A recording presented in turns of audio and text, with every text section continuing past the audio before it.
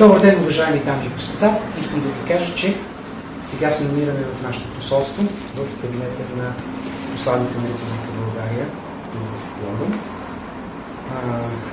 Добър ден!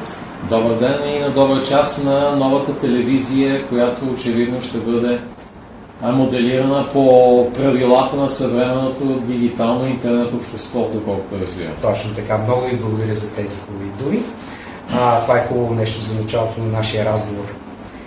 И така, господин посланник, нека да започнем с няколко думи за вас, за да запознаем все пак не само общността тук в българската общност в Лондон и в Англия, но доколкото знам, нашето предаване се гледа от доста много държави, от много българи. Така че, за да ги запознаем с вас и с вашата личност, разкажете нещо за себе си. Ще бъда много кратък, защото е въпроси на известна скромност, но така или иначе съм роден в София, завършил съм английска филология, специализирал съм литература и езици, след което работих като преподавател и преводач известно време, присъединих се към дипломатическата служба, бях дипломат, член на българския и на Европейския парламент, след това отново се върнах към своята професия като дипломат и сега няколко години по-късно, разбира се, т.е. 20 години по-късно след началото на моята дипломатическа кариера, станах посланник на Република България в Лондон. Да, това е чудесно. Така да се казва, завидна кариера, хубави години, надявам се. Аз обаче искам да ви върна към детството. На коя улица израснахте в София? Любен Каравелов, това е в центъра на София, място, за което пазя едни от най-скъпите си спомени във всяко отношение, в което може да си помислите. Имахте ли приятелче, което го помните още от това време, което тичахте по Софийското улица? Да, разбира се. Къде е той сега? Много от тях са в България, някои от тях заминаха в чужбина, няколко души има в Обединеното кралство, няколко души има в Америка, в Австралия, в Нова Зеландия, в Германия. Вероятно трудно е да изброя всички или конкретно споменани имена, но хората се пръснаха, но разбира се, някои от тях останаха да живеят и там, където и днес живеят и те и аз. Ето сега възможност може да ги поздравите. Да, специално на всички мои приятели от Карето, Любен Каравелов, Граф Игнатиев, Васил Левски. Поздравявам ви, където и да сте по света, бъдете живи и здрави и винаги помнете, че сме горди да се наричаме България. Чудесно. Сега, се си мислих, каква ви беше любимата манджа, това, което много обичате като дете да ядете? Винаги много съм обичал, наред с другите неща, лозови сърни. Лозови сърни? Да. А кой ги приготвяше, мама или баба? Баба ми, майка ми и след това премина в ръцете на моята съпруга, тази чудесна кулинарна традиция. Разбира се, това се сещам, защото съм напълно спонтанен в отговорите. Предполагам, че има и десетки други български вкусноти, които, между другото, предлагаме на нашите гости в Лондон, дипломати и британци. Лозови сърни. И други специалитети от българската кухня на готвенето с подправките. Вие си не може ли да готвите? За съжаление не, пълен профан съм и се срамувам, но трябва да знам. Доколкото знам, пък и доста от нашата общност в Лондон и в Англия изцяло знаят за нападките към българи и румънци, които вървят в последно време, то така доста усилено. Пък и доколкото знам, май Англия нещо прави опити за излизане от Европейския съюз, май раздават някакви награди в момента сега. Не знам дали сте чули за тези огромни награди, кой ще предложи добро път за излизане от Европейския съюз. Вие как се отнасяте към тия нападки? Те са неприятни. Те в много голяма степен засягат националното ни достоинство и индивидуалното достоинство на всеки българин, срещу който е тази пропаганда, слава Богу, на ограничен кръг медии и на ограничен кръг политици. Радостното е, че британското правителство не споделя тази позиция. То ще изпълни своя ангажимент и от 1 януари 2014 година всички българи, които легално, законно, повтарям, легално, законно искат да работят в Великобритания, ще имат право да го правят, така както това е право на всички други граждани на Европейския съюз. Това, което аз винаги съм казал и статистиката го доказва, е, че българите са млади, енергични хора, тези, които идват в Великобритания, които искат да работят, а не да се опитват да намерят вратички до социалната система на Великобритания. И аз съм уверен, че това ще продължи да бъде така. Ще отстояваме техните права, но разбира се, ще бъдем абсолютно категорични, че никой от България не трябва да идва тук да се занимава с законна дейност или пък по някакъв начин да тежи на социално-осигурителната система на Великобритания, без да я допринася със своята. Да, смятате ли, че от януари месец летищата ще бъдат задръстени от многохилядна тълпа от българи? Не, разбира се, това е въпрос на едно недопустимо преувеличение. Повечето от нашите сънародници, които са искали да работят в Великобритания законно, са го направили и сега при така наречените ограничения. Това, което очакваме, е нормалното търсене на работа в Великобритания от страна на българите, както е било до сега. Освен това, най-новите изследвания показват, че българинът като един благоразумен човек не би поел авантюрата да отиде някъде без да си да подсигурил възможност за работа по възможност от дистанция. Така че аз не очаквам наплив на авантюристи в кавички, които да дойдат тук и те първа да харчат пари в търсене на работа. Българина е достатъчно здраво стъпил на земята и той ще отиде там, където за него има възможност за работа. Възможност за работа, да, чудесно. Знаете ли, че българите сега, които живеем тук, в момента се сблъскваме с доста проблеми и доста негативно отношение аз имам доста приятели, на които ограничения в National Insurance даването, тези интервюта, които се провеждат, измислят такива оправдания, доста елементарни неща, които ни казват. И не само там, на много места негативно отношението към нас. Предполагам, че това е преди всичко се дължи на един бюрократичен, до някъде бездушен подход на определени администратори. Инак като цяло аз смятам, че британците са доброразположени и толерантни хора.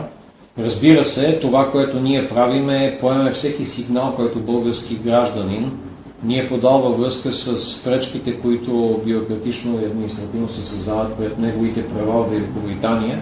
И сме в непрекъснат контакт с доскоро съществуващата агенция за граничен контрол с Министерството на труда и пенсиите, с национално-осигурителните институции на Великобритания, за да може сроковете за издаване на съответните документи за българите да се съкращават и нашите сънародници да не бъдат в това безтегловно положение, в което някой път се оказват в търсене на законните си права. Както и беше проблема с нашите студенти, аз не знам какво стана там с тази Намалихме сроковете, в който се издават така наречените регистрационни карти от безобразно дългите 9 месеца до към 3-4 месеца, което според мен е едно постижение и което, доколкото разбием, се оценява добре от академичната общност на българите в Великобритания. Това е много добре. Нека сега да преминем. Знаете ли, точно тази рубрика, в която вие сте гост, и сте първия гост в това мое първо шоу, тя ще бъде като за полезни съвети за нашите българи, които живеят тук. Следващите ни срещи ще бъдат с адвокатски кантори, с хора счетоводители. Знаете, че счетоводители тук в Англия е много важна личност. Във всяка правова държава така трябва да бъде. Точно, да. Така че ние ще се свържем и с големи компании, с които се опитаме да помагаме на нашите, дето се казва, на нашата общност. Но ние да преминем към един друг въпрос, който мене лично много ме вълнува, защото аз самия съм актьор, вие знаете, и моята идея, имам една идея за създаването на български театър, дори в малка форма. Не говоря за голям български театър, говоря за малък български театър, защото аз познавам много актьори, които живеят тук. Това са мои колеги и колежки, които по една или друга причина са напуснали България и българския театър, но живеят тук и всеки един от тях се занимава по някакъв начин. Един пише стихове, друг. Всеки се опитва да занимава по някакъв начин с нашата професия. И на мен ми хрумно да си казаха, защо не вземем да направим наистина един български театър, който да е към българския културен център. Защото, доколкото знам, той сега вече започна да действа тук от 1-2 години. Има така доста голяма дейност се развива. И ако създадем една такава българска трупа, вие какво бихте казали? Първо бих ви насърчил да създадете трупата, действително да подберете не само талантливи хора, но и хора, които са ангажирани трайно с едно такова изключително благородно и култивиращо вкусове начинание. След което, разбира се, може след като е готова тази трупа, регистрирана по съответния начин според британското законодателство, тогава вече може да влезете в контакти с Българския културен институт, Българското посолство, за да намерим най-подходяща форма за сътрудничество. Вие сам разбирате, че... знаете ли, чакайте малко, аз ще ви дам един пример. Аз преди 3-4 години, откакто съм тук, всъщност аз съм 3 години някъде тук, преди това бях директор на музикално-драматичния театър в Кърджали, Кадрия Летифова се казваше този театър, и имах много контакти с Република Турция, много контакти с Германия, където има огромна турска общност. И това, което ме очуди, че турската държава в момента подкрепя части финансово подкрепя около 13 театъра на територията на Германия. Представете си какъв огромен брой от театри е това. Да, вярвам, че те имат огромен брой от население, там, което се изсели преди доста години. Но все пак си казах, ето едно правителство, което мисли за своя език, за своята духовност, за своята култура, развитие извън пределите на Турция. Да. Вие смятате ли, че Българското министерство на културата би подкрепило един такъв проект за развитие на българската духовност тук? Това, което мога да ви кажа е, че макар и интересно и благородно това намерение, би било трудно да се реализира, ако говорим за финансиране директно. Това не би било реалистично, знаейки пред какви бюджетни затруднения изправя на българската държава през последните десетилетия, и така ще бъде, за съжаление, може би в близкото десетилетие. Затова пак казвам, някакви по-скромни, но съдържателни форми на сътрудничество са възможни. Подчертавам, ако вие формирате макар един малък български театър, тогава вече ние бихме били на среща, за да ви предложим такива форми на сътрудничество, които са реалистично възможни както в рамките на ограниченията, пред които вие ще се изправите, така и по отношение на ограниченията, пред които ние като посолство и държава сме изправени. Много ви благодаря за това. Аз все пак да си погледна лището, за да видя дали съм пропуснал нещо. Знаете ли, най-вече мисля, че бяхме в Албърт Хол, гледахме един симфоничен оркестър, великолепно. Аз знам, че много български оперни певци са стигали до Албърт Хол и са пели там. А сега, като че ли някакси българската култура ограничи своето излизане извън пределите на страната. Какво да ви кажа, не напълно съм съгласен с тази оценка. Безспорно пробив на български артисти в Албърт Хол е нещо, което не може да се случи всеки ден, и е нещо, към което ние се стремим в нашата културна политика на посолство да организираме, когато това стане възможно, голям концерт на най-доброто от българската музикална традиция. Но разбира се, това само един план, който тепърва предстои да се реализира. Инак, това, което е важно според мен, е да се използват възможностите за гастролиране в Българския културен институт.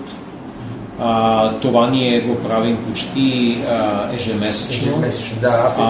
Вие добре чрез вашата телевизия да се популяризира допълнително програмата на Българския културен институт. Разбира се, и независимо от усилията на Българския културен институт, имаме забележителни гастроли. Вземете само нещо, което се случи тази година. Това е гостуването на Теодоси Спасов, известния нас каваладжия и музикант като цяло в Royal Festival Hall с Лондонския симфоничен оркестър, което беше забележително събитие само по себе си. Така че нашия талант има място за пробив, но пак казвам, самоорганизацията в условия на активни пазарни отношения в областта на културата в чужбина специално е първото условие, ако говорим реалистично, преди да се обърне който и да е представител на сферата на изкуството към българската държава, тъй като такива са реалностите, че нещо повече от това не би могло да се желае, но и това не би било ново. Да, би било, да се казва, хубаво с цяло това нещо да се осъществи. И така, накрая, пожелайте нещо на всички тези българи, които им предстои да идват, на тези, които са тук. Желаем винаги да имат в себе си увереността, че ако имат упорство и талант, те ще успеят навсякъде по света, особено ако работят и не желаят да хитруват, особено ако работят, живеят добре заради своя труд и не забравят България духовно и физически като завръщане в родината, когато това е възможно, и винаги да бъдат съпричастни с проблемите и събитията в родината, защото това ни прави българи, независимо от нашите различия. Благодаря ви, това са хубави думи за финал. Благодаря ви, господин. Успехи на вас.